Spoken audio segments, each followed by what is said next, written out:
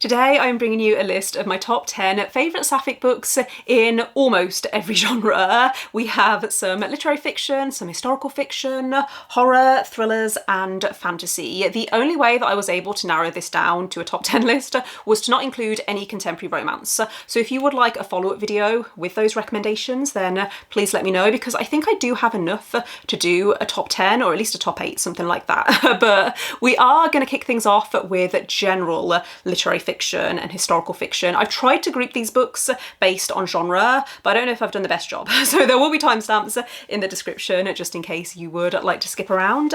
But we're going to start with what I think is my favourite book that I've read so far this year, and that is The Safe Keep by Yael van der Wouden. This is a Sapphic love story. It's historical fiction set in the Netherlands in 1961, and we follow a main character called Isabel, who has become kind of a recluse. She's very set in her ways and she doesn't like any disruption to her routine. At the start of the book, her older brother insists that his new girlfriend comes to live with her for the summer while he goes away to England for work.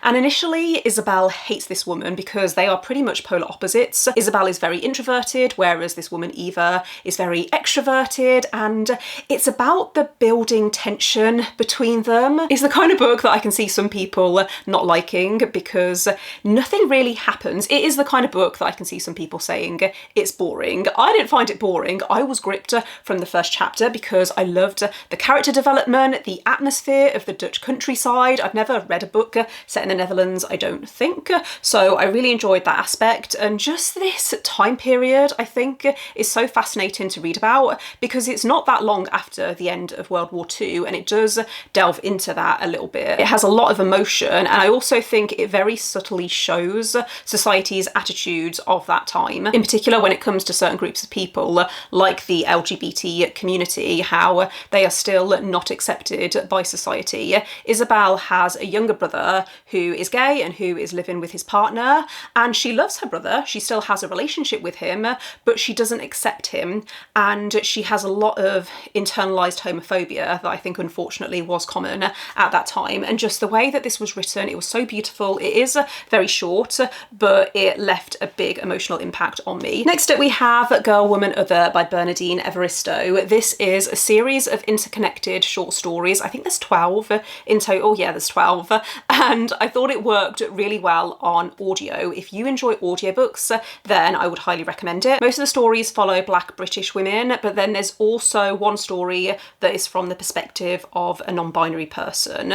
The characters in this are extremely diverse in terms of their age, their family circumstances, their socio-economic backgrounds, their sexualities. It's very inclusive in that way, and I really appreciated that. I loved how every story felt different, but they were all equally as engaging. I didn't feel like I was reading a short story collection because everything flowed so seamlessly. I felt like I spent enough time with each of the characters in order to hear and appreciate their story. This does have some hard-hitting themes, so I would recommend checking content warnings if you need them, but I thought those topics were handled with a lot of care and consideration and compassion. Next up, I had to include a Taylor Jenkins Reid book, and the one that I've decided to go for is The Seven Husbands of Evelyn Hugo. I chose this over Atmosphere because even though I loved Atmosphere when I read it last year, this is my favourite book by this author. I have such a vivid memory of reading this during lockdown in 2020, and I am terrified to ever reread it just in case it doesn't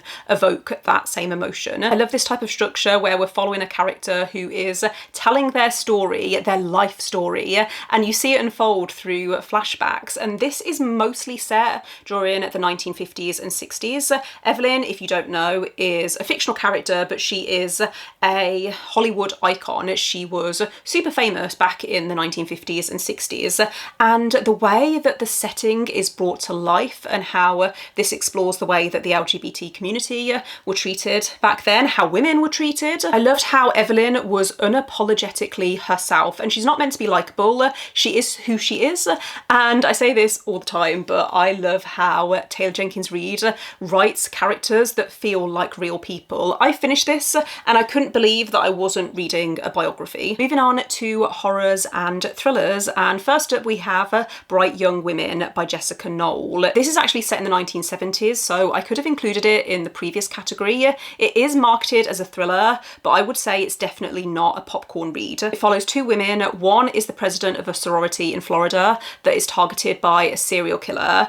The other believes that this same man is responsible for murdering someone close to her in Seattle. In fact, they think that this man may be linked to several murders across the country, and this is inspired by a true crime case, but it challenges the narrative around serial killers being smart or clever. It argues that maybe these men got away with it because the police didn't believe women, they didn't listen to women, they didn't take them seriously. It really centres the victims, and that's something that I really appreciated. It was frustrating to read at times, but that felt intentional.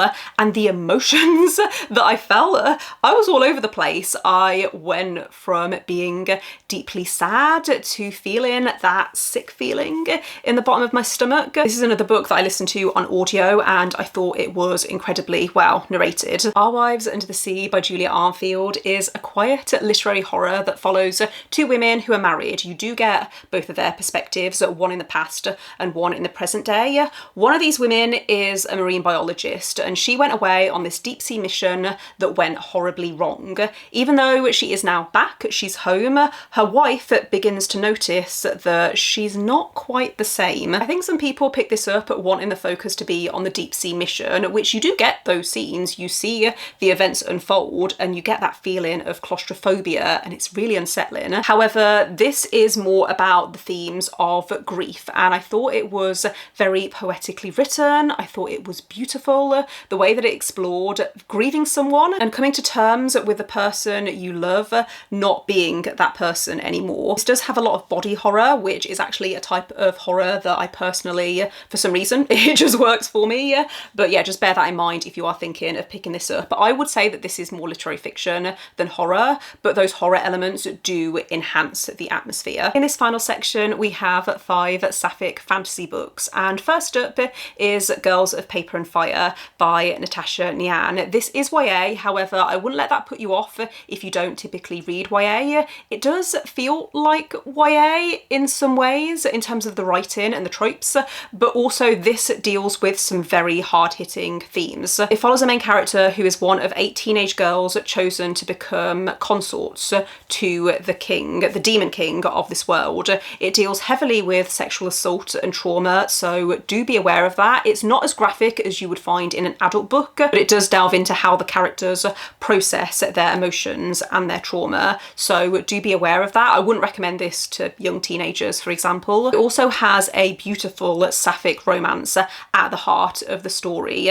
and while this is a series, I've only ever read the first book. I feel like it wraps up in a way where you could just take it as a standalone. The main storyline, I feel like it's a round enough ending. Bury Our Bones in the Midnight Soil by V.E. Schwab was one of my favourite books of last year. The marketing tagline for this is toxic lesbian vampires, which I think is accurate. However, I would also add that this is very slow and character driven. It spans several centuries and you have multiple timelines that you have to keep track of. I love it when you feel how much an author has poured into a book, and I felt that with this.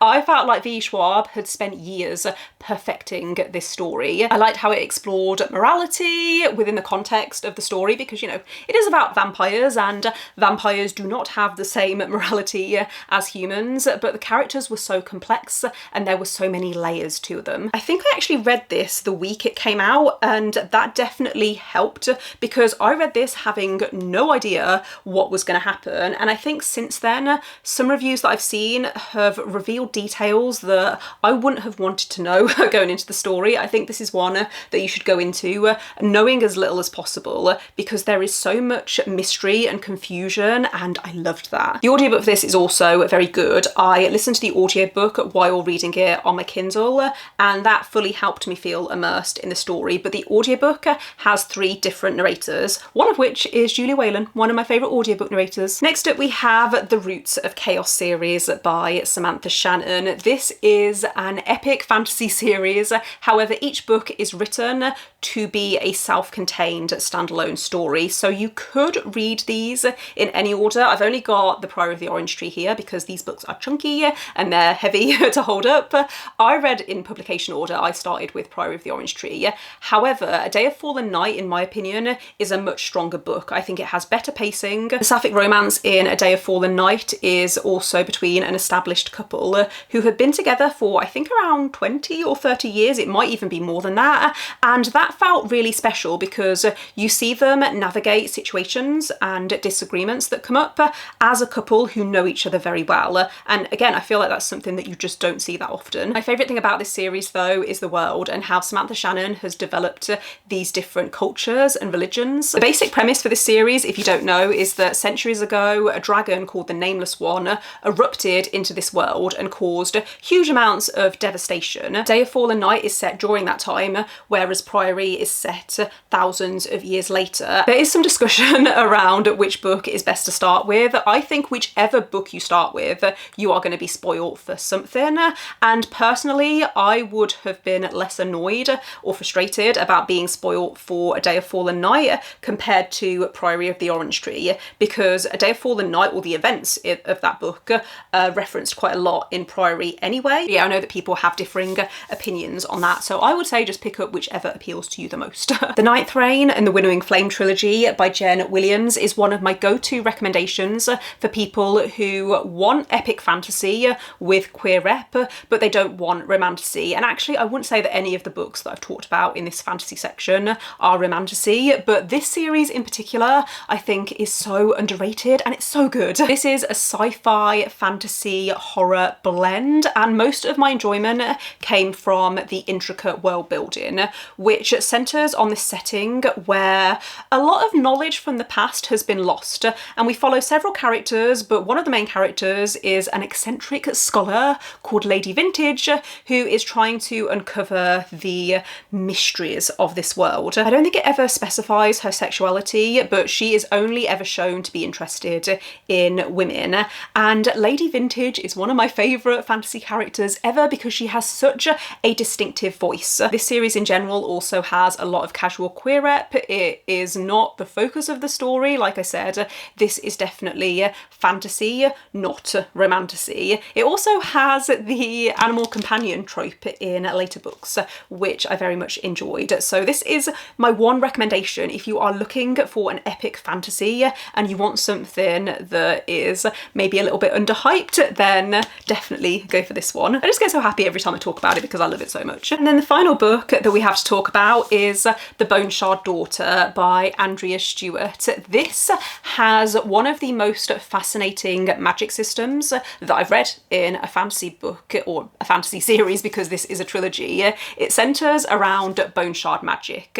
So the emperor of this world uses bone shards in order to create these animal-like creatures, these constructs that help to maintain the law and order of this world. You follow several perspectives, including Lynn, who is the emperor's daughter, and he is currently refusing to acknowledge her as his rightful heir. The other characters are scattered across the various islands of this world, and you learn that there is a rebellion that is brewing. That is the only thing I really want to say about the plot. Lynn, just for the record, isn't Sapphic. However, there is an established relationship between two of the points of view. I can't remember actually if you get both of their points of view, but there is an established Sapphic couple, and this is also a very queer norm world, considering that there is a lot to do with inheritance and passing down titles through families.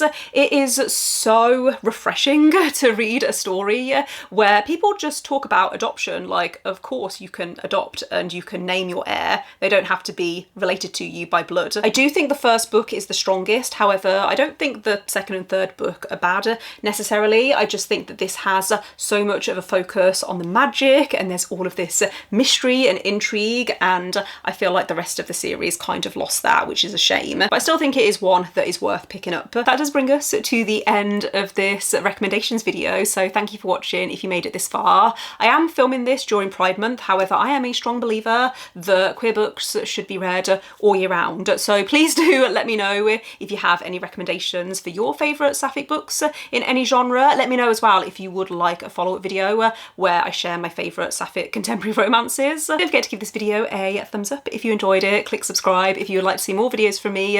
But otherwise, I will see you next time. Bye.